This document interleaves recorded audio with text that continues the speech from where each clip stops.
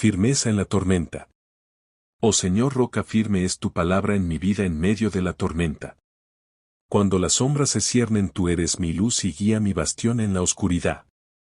Alzo mis ojos al cielo buscando tu consuelo y mi espíritu se llena de tu paz eterna. Los vientos rugen y las olas golpean, pero no caeré, pues tu amor me sostiene. Eres mi refugio y mi fuerza, en mis debilidades me haces fuerte.